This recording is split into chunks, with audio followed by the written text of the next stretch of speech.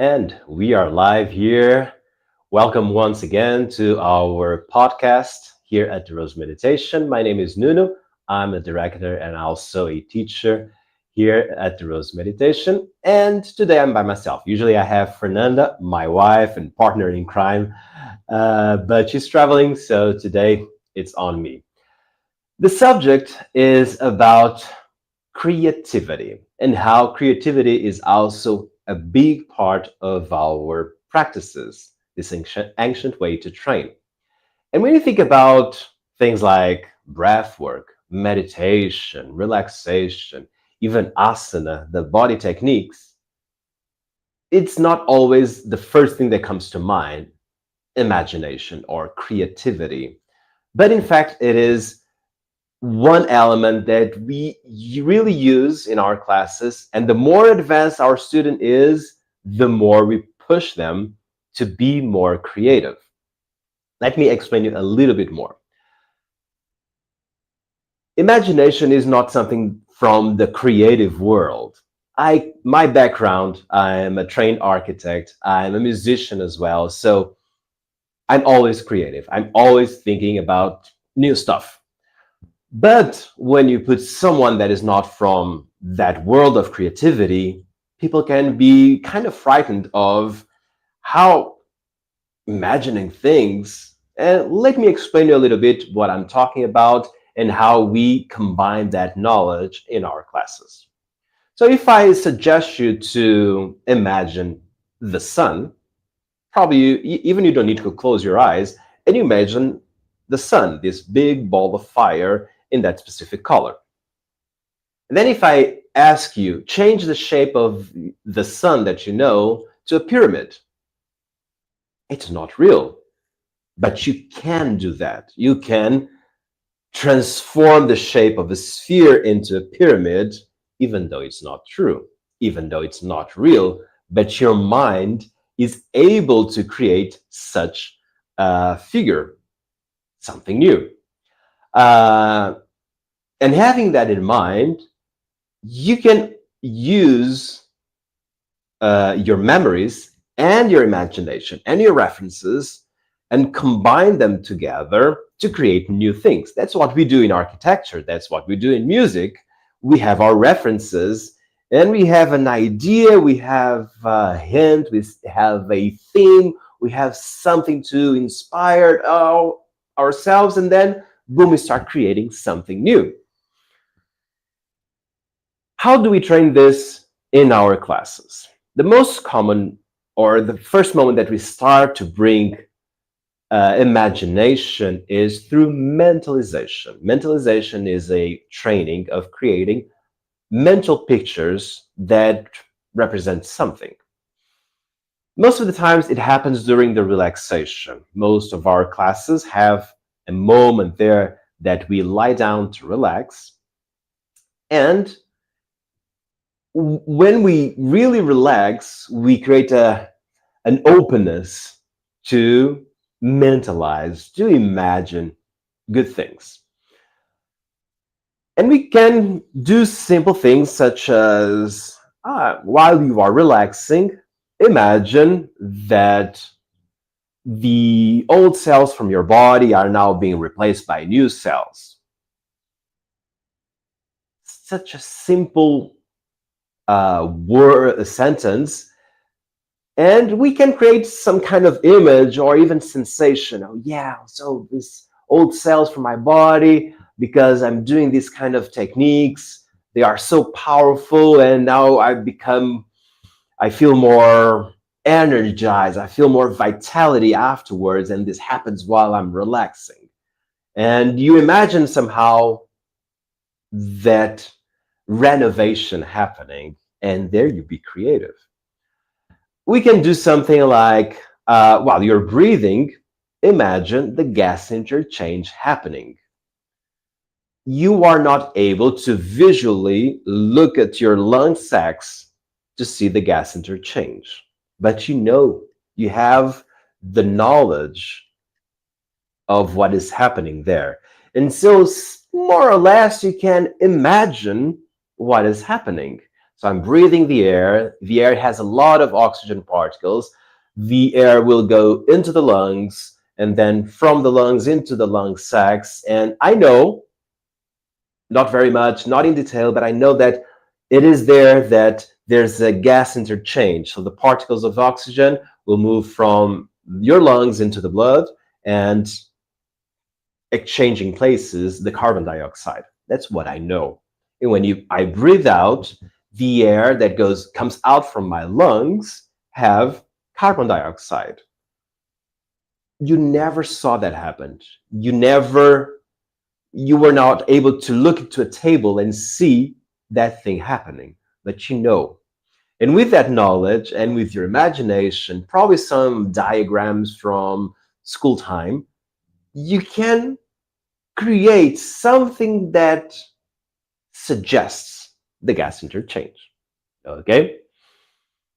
Other moments that we train mentalization for the meditation exercise. I can ask my students now, we sit with the legs crossed, place one hand over the other, close your eyes, and I want you to imagine a square, and your mind will create a square. And now paint that square in the red color. And as a background, flat white. And I can create that picture. And that's how we train our brain in that direction to be able to create images. And when you are doing that, you are training your mind for problem solving as well. I was having this podcast in Portuguese with Larissa, and she's a neuroscientist as well. She was explaining a little bit of how that works. So you have all the connections inside of your brain, and you need to keep learning new things to create new paths. If you still train always the same things, those paths will be stronger. If you learn something and you stop using that knowledge, you lose those connections with time. So having that in mind, it is important for us as human beings to keep learning new things, keep imagining things, keep building images, finding solutions, being creative somehow. And our classes, they train us to do that. For example, I know that people share with me, some of my students say, no, I have a hard time to imagine things. Okay, let's give it a try. Can you imagine, did you have a coffee today? Yeah, I had a coffee. And explain me the size of the mug. Oh, it was a small kind of a espresso type of mug. Oh, got it. Small cup. Yeah. What color was it? Black. Oh, it was a black small mug cup. Got it. And it has something written there, or it was just black? No, it has a star and an R because it's from Starbucks Reserve, and it was bought in Milan. So on the other side, it has an MI. Which colors? Oh, the star and the R is kind of golden, and then the MI is in white. See? You were able to go to your memories, recall the image of that mug, that small cup, and describe to me. And when you were describing, your brain was revisiting the details from your memories of that cup. Okay? Because that's what my last coffee was this. So it was a small cup, espresso style, has a star, has the R, and on the other side, has the MI from Milan. So it was not probably different. I was explaining, if you are watching this, and creating a similar image to what I just showed you, right? So your imagination, even though you never saw this small cup of coffee till today, till this moment, you, by giving you instructions, details, size, color, letters, whatever, maybe the font was different of the R and the MI from Milan. but you were able to make a draft of this small cup here. Got it? So using that technology that we have inside of our brain, we can build so many good things and interesting things for our classes and for our lives. Creativity is not just being an artist. Creativity is about creating solutions. Artists, they create solutions. Okay, so if as an architect I'm invited to design a project for a house, the problem is I have a piece of land and I have, for example, a family of a couple with 3 kids. Okay, and of course I need to know more about them, so I have more information about the problem that will be combining the wishes and the needs from that family with that piece of land, with the laws, the local laws that restrict construction in that place, and combine everything to create a solution for that family. How? In a creative way. How? I will use my memories, my references, and intertwine somehow into a new thing. That's what happens in architecture. Uh, Same with music. Okay, bunch of guys like my band. We go to the rehearsal room. Hey, let's play an old tune. Now let's write something new. Any ideas? Yeah, I have this small thing here. Let me show you. And then from that sample, a few rehearsals later, there's a song, a 3 minute song, for example. And that's exactly how the creative work happens. And so when we do our classes, even though the students can be, I would say in a good way, in a passive attitude, say, okay, I'm a student here, teach me how to breathe, teach me how to move, teach me how to relax, teach me how to meditate. There will always be some kind of uh, nudges to be creative or to use imagery to make that class even better, your experience even better. Okay, let's give an example when our classes have a moment that we call the free practice. The teacher can have the freedom to have a small portion of time of the class, up to 5 minutes, for example, and say, guys, now you have 5 minutes to do a free class, a freestyle. And when we say that, we are suggesting our students to use the asanas, the body techniques, and combine them in a way that you build something creative, unique, uh, as a combination, as a freestyle, an improvisation of something. Okay? And when you do that, your brain just loves because it's building these new connections. That means you need to start the movement. You need to choose the next position. You need to mentally choose how you're going to make the transition. Even if you are improvising, even if you have a good flow in your practice, you're still using your brain to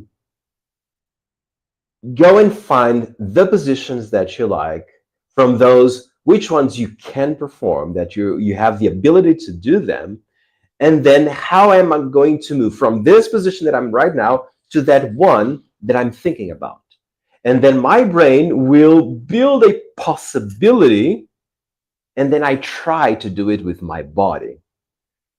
And that mental workout is just amazing to build up your creativity, to build up your neuroplasticity, to just expand your mental skills.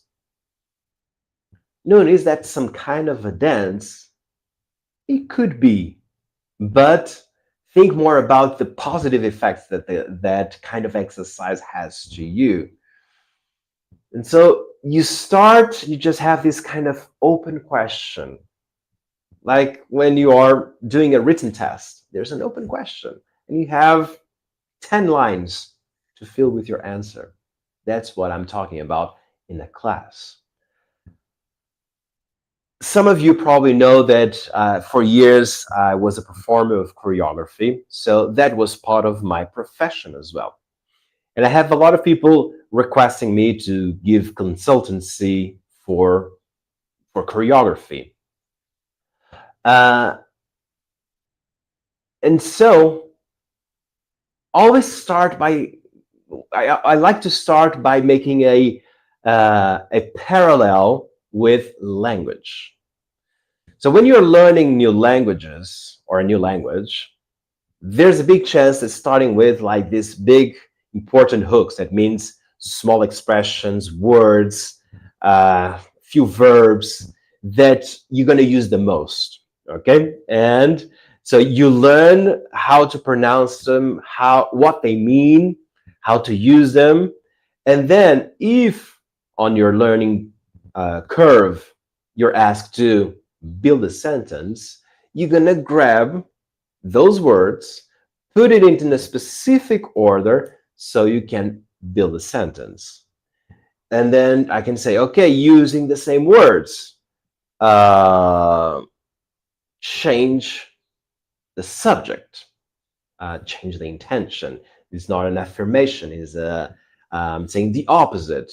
Okay, so I need to change, I need to move these words around. And so using the same words, I build another sentence, and so on. So choreography and asana and the body techniques are the same as a language. You learn the words, which means the positions. And of course, you also learn how to enter the position and how to leave the position. And now, in a creative way, I want you to reshape the order of those words to build something yours.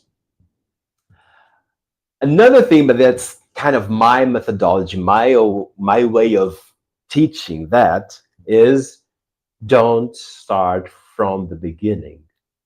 As an architect, I never started a house from the main door. I started by something else. Another part of the house was my subject, was the theme of the house.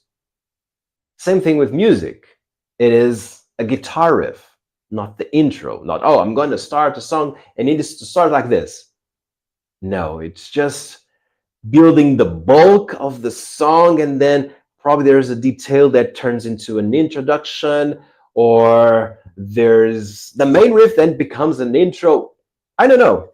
It's completely open, but I don't force myself to start a choreography from the first position. I don't force my songs to start by the intro.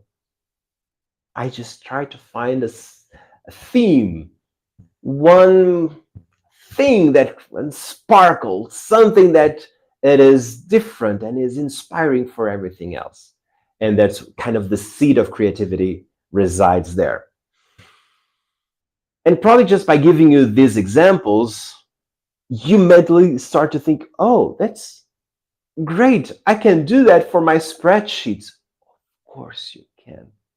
You don't need to start your spreadsheet by cell A1. Probably you can start your spreadsheet by, I need to find this, so I need to start doing this formula, so I need to bring this information here. Oh, I need to add another column and then another row. It is the same process, but you don't need to start by cell A1 for your spreadsheet, right? And having that in mind, a good way of training that different way of thinking is out of the blue, during your class, your teacher say, free. Choose a balanced position that you like. Just choose and do it. And now you have 2 minutes of free practice. And you need to start standing and you need to finish exactly on the same spot. Or you need to start standing and you're going to finish on your inversion. And I just have kind of a hint, a suggestion. and my brain will start to be creative and building solutions and building ideas, building shapes, building new things that can be useful. If this was too complex in this part, okay, let's give a step back. A step back. So you're doing your class, you're doing your relaxation, and the instructor says, now that you're fully relaxed, do a personal mentalization. That means you have a personal goal and create an image that represents that goal. And sometimes people get a little bit scared, say, oh, no, I don't know what to mentalize. First thing, have you chosen which goal that you have that you really want to accomplish? Not yet. So start from that. So first thing is the direction. Choose your goal. Got it. So I want to write a book. Great. So it is a book that you're going to mentalize. So next time you're doing my class, for example, you're lying down, doing your relaxation. In that specific moment of the class, I suggest the same thing. So now use this time to mentalize, to visualize a personal goal. And then, oh, that's the book, right? So I should be mentalizing me seated on the computer. That's the process. I want the end goal. I want the result. I want my book published outside on the shelves of the bookstore. Yeah, so I can imagine like my favorite bookstore. Okay, got it. That I collect that image from a memory. I can imagine myself inside of that bookstore. Got it. And now I imagine myself grabbing my book from the shelf. Okay, there's no cover. Don't worry, just a draft. But I see my name in there. John Doe. It's my name there. Oh, great. So this is my mentalization. It's a patchwork of a memory from that bookstore. And then there's the book, the concept of the book, the shape of a book. I don't have details there about what is the subject, whatever, but I know my name. So I'm going to see my name written in the cover of the book. Okay. Then from that class to the next one, I found out a publisher that will be ideal for the things that I like. Oh, I really love to be in that label, that publisher. Great. So I have a logo to add to the cover of my book, above my name, the logo of that publisher. And then I know the title, and then I know the subtitle, and then I know more. And is it thick? Is it thin? And so on. And every time I repeat the same exercise, there's a big chance of having another detail to bring to that mentalization that looks always the same, but I'm always adding something new, another detail. And then from that draft, then something becomes more solid, more concise, more detailed somehow. Okay? So that's how we train our mentalizations. For example, in a 30 minutes class, that probably would be the exercise that our teachers will suggest you to do. In longer classes, they have movement. We really like our students to move their body, to express themselves, to make decisions with their body. You're standing, sit without the assistance of your hands. How? Be creative. Oh, I'm going to do this. I'm going to find a way to sit down without using my hands on the floor. What I'm doing here is I have a problem. I'm problem solving. So I have a problem. You need to move from a standing position to a sitting down position, and that movement will not have the hands on the floor. That's the problem. And then my brain will start to create and to try things until something smooth happens from the standing position to the seated position. All right, it worked. It didn't. Okay, it was not very soft, the transition. Next time I'll do better. I'll try something different. And that kind of workout, mental workout, is creativity in practice. It is um, mentalization. It is about problem solving. Everything with the same exercise and just explodes into so many different directions, even if you're not an artist. Got curious? So you are invited to join our 14 days free trial. So that means we have an online school with teachers from different countries giving classes that will have this content in most of the classes. And you can run a trial, 14 days. You can attend those classes. And then if you like it, awesome. Feel free to join in our membership plans. Or if you don't, that's cool as well. And there's no charge, no fluff, nothing. It's just we will stay friends again. All right. So how to enter? You can use the YouTube link below the description. You have the link to claim your 14 days free trial. Or if you're watching this on Instagram, you can go to our bio and there's the link available there as well. All right. So next week, we'll have another episode of our podcast, probably with Fernanda back again with me. Until then, have a mindful week. Bye bye.